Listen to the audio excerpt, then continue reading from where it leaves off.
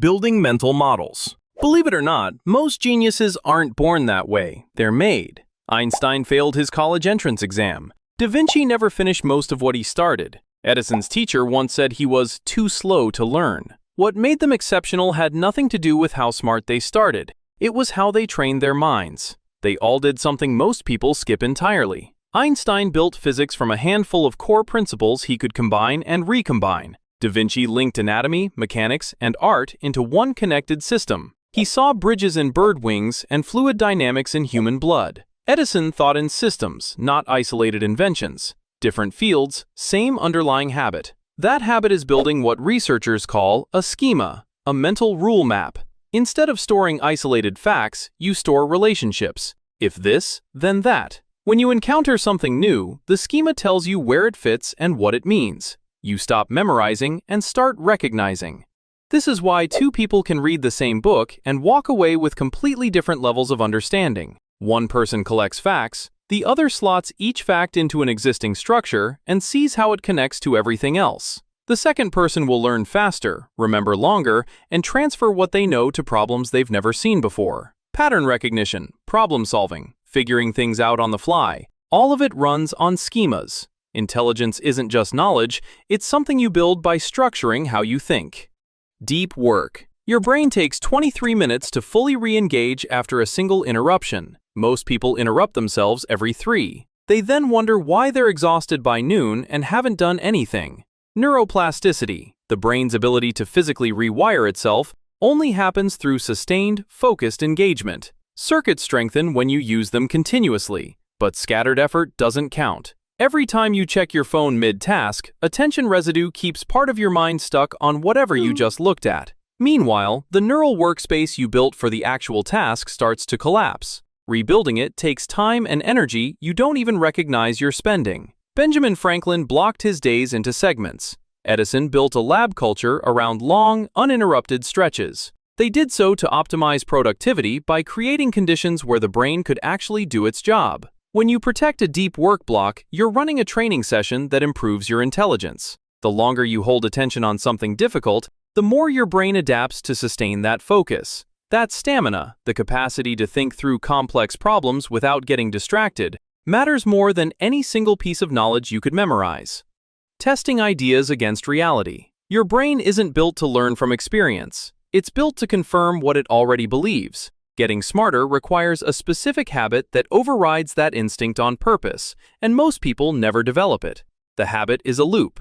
Predict what will happen, test it, measure what actually happens, adjust based on the result, then repeat. Edison kept meticulous notebooks. Every failed filament got recorded, every variation tracked against expectations. Marie Curie measured and verified until the evidence was airtight. No wiggle room for wishful thinking. They weren't experimenting randomly. They were building feedback systems that challenged their own assumptions. When reality doesn't match your prediction, dopamine neurons fire a specific signal called prediction error. That signal updates your mental model so the next prediction lands closer. The bigger the mismatch between expectation and outcome, the stronger the signal. Being spectacularly wrong teaches you more effectively than getting it vaguely right. Most people protect themselves from that signal. They don't test their ideas. They interpret ambiguous results as confirmation and remember their wins. The people who actually get smarter seek out the moments where they're wrong. They test ideas against reality because that's when their brain does its best learning. Updating quickly, not knowing more up front, is how intelligence actually grows. Writing things down. Leonardo da Vinci's notebooks contain 7,200 pages of diagrams, observations, and half-finished ideas. Those notebooks were never published, but now they are studied at universities. He wasn't just documenting, he was thinking on paper. Da Vinci would sketch a problem, annotate it, cross things out, draw arrows connecting pieces that didn't seem related until he drew the connection. The page became an external hard drive for his mind. Halfway through a thought, he'd shift to a different angle, leave it, and return 3 pages later. His notebooks aren't linear, they're recursive, tangential, and layered, because that's how thinking actually works. Edison's notebooks operated the same way. Diagrams, calculations, dead ends, and sudden shifts in direction. The page wasn't where he recorded finished thoughts, it was where thoughts became finished. Your working memory, the mental space where you hold and manipulate information, has a tiny capacity. You can juggle maybe 4 things at once before pieces start dropping. When you offload to paper or a screen, you're freeing up cognitive resources. You can hold more variables, see more connections, and stay with a problem longer. Thinking doesn't happen entirely inside your head. It happens in the space between your mind and the page. Self-imposed challenge. Marie Curie spent 4 years manually processing tons of mineral ore by hand to isolate less than a gram of radium. She had no reason to believe it was even there. She just refused to make it easier. She could have cut corners. She could have accepted rougher measurements. She could have processed less ore, assumed the patterns, and published early. Instead, she chose the harder path every time. Difficulty is a training signal. When something is hard, your brain learns and becomes smarter. When it's easy, nothing changes. The brain only restructures itself when it's forced to perform at the edge of its current ability. Choosing harder reps means selecting tougher problems and holding yourself to higher standards on purpose. Edison didn't stumble into thousands of failed filament experiments. He structured his lab to guarantee repeated, demanding effort. Curie's years of exhausting precision lab work weren't a detour toward discovery. They were the mechanism that made discovery possible. Challenging your mind builds 2 specific things. First, learning speed. When you train on hard problems, easier ones become trivial. Second, error spotting. Rigorous work develops sensitivity to mistakes that sloppy work completely misses. If you consistently choose the easiest version of a task, you're not practicing anything, you're just passing time. Thought experiments. At 16, Einstein imagined chasing a beam of light and wondered what he'd see if he caught it. He was sitting in a chair, with nothing to work with but the rules of physics as he understood them. That question eventually produced the theory of relativity. A thought experiment isn't daydreaming. You take a set of rules, construct a scenario, and follow the logic to its conclusion. You're holding constraints active in your mind while you work out what has to happen if those constraints are true. Tesla did something similar. He visualized machines in complete detail. So complete, he claimed he could test them mentally before building anything. He'd let a device run in his imagination and watch for where it would break.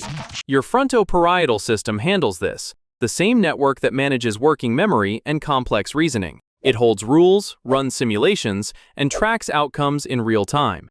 It's a cognitively demanding task that most people try to avoid because it requires sustained mental effort with no concrete input. That demand is the training. It's practicing the raw mechanics of reasoning, applying rules to novel scenarios, and following them wherever they lead. Watching a video doesn't build this capacity. Reading passively doesn't either. Only active internal problem solving does. Einstein didn't need a lab. He needed a question and the willingness to think it through. Extended reasoning. Research on problem solving found that higher IQ individuals consistently take longer to answer difficult questions than lower IQ individuals do. If your instinct is to call that obvious, you're probably getting the answer wrong. They're not mentally slower, they think about the problem longer and are willing to sit with uncertainty instead of grabbing the first answer that feels right. Einstein spent years on problems, not weeks, years. He let contradictions remain unresolved in his mind while he kept working, kept testing, kept rejecting partial answers. He didn't reach for closure before the logic held. When you struggle with a hard problem, your brain's reasoning systems activate at full capacity. Your frontoparietal cortex coordinates attention and working memory. Fluid reasoning, or the ability to work through novel problems using abstract logic, also kicks in. The moment you look up the answer or ask for a hint, that productive strain ends and so does the training effect. Delaying the rescue means staying in the discomfort longer. It means sitting with, "I don't know yet," instead of escaping into "close enough." The confusion you experience is the signal that your brain is working and adapting. Most people treat that confusion as a stop sign. Geniuses treat it as evidence they're in the right place. Cross-domain thinking. Elon Musk has never worked in aerospace, automotive engineering, or neuroscience. His companies dominate all 3. The reason isn't funding or luck. It's a specific way of framing problems that most people were never taught. Before trying to solve anything, he asks a different question first. What kind of problem is this? That question forces a zoom out. Instead of getting lost in the details, you identify the underlying structure. Once you see the structure, you can borrow solutions from completely unrelated fields. Da Vinci saw fluid dynamics in blood flow and applied it to water engineering. He studied bird anatomy to design flying machines. He refused to stay inside disciplinary lanes, instead building mental frameworks that crossed all of them. Einstein used philosophy to reframe physics. He didn't just run mathematical calculations, he questioned what concepts like time and simultaneity actually meant. That philosophical reframing opened doors the math alone would have kept shut. Cross-domain thinking works because it enriches your schemas. The more fields you connect, the more templates you have for recognizing problems and transferring solutions. Problems you've never encountered stop looking novel. They just look like variations of problems you've already solved. Walking, sleep, and downtime. Tesla claimed his best ideas didn't come to him in the lab. They came during walks, during stillness, and occasionally right before sleep. He didn't think this was coincidence. Neuroscience now has an explanation for why he was right. Walking won't make you smarter by itself. Meditation won't raise your IQ. Sleep won't solve your problems for you. But all three create conditions where the work you've already done can consolidate. During sleep, your brain replays the day's learning and tunes synaptic connections. Memories strengthen and weak signals get cut. What you struggled with while awake gets encoded more permanently while you're unconscious. Physical activity increases blood flow to memory regions and promotes the growth of new neurons. Mental downtime, doing nothing, letting your mind wander, allows processing below the level of conscious awareness. Your mind connects information in the background, finding links you'd never notice while actively focused. Einstein took long daily walks, deliberately creating the conditions that help build intelligence. Attention and memory improve when you're well rested. You'll perform better on any measure. More importantly, you'll be able to sustain the demanding reps that actually build cognitive capacity in the first place. The difference between average thinking and genius isn't all talent. It comes down to how you train your mind. If you want to work on your brain power, the next videos will show you how.